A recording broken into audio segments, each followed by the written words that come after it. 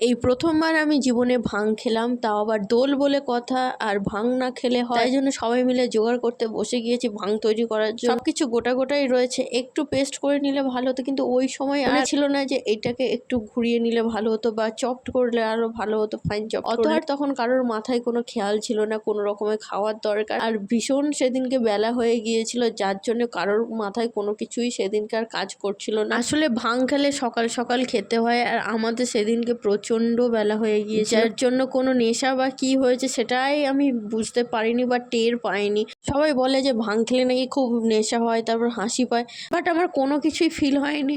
হ্যাঁ, তোমরা এবার বলতেই পারো যে আমি সেরকমভাবে খাইনি, সত্যিই তাই, আমি সেরকমভাবে খাইনি, ওই জন্যই হয়তো আমি সেই ফিলটা নিতে পারিনি। আসলে আমি একটু ভয়ে ভয়ে খেয়েছিলাম প্রথমবার, কেমন কি হয় না হয়, বাট স্টিল আমি একদম ঠিকই ছিলাম। কিন্তু একটু বেশি খাওয়া হয়ে গেলে হয়তো হাসি কেউ থামাতে পারতো না। না, টেনশনের কোনো কারণ নেই, সবাই ঠিকই ছিলাম।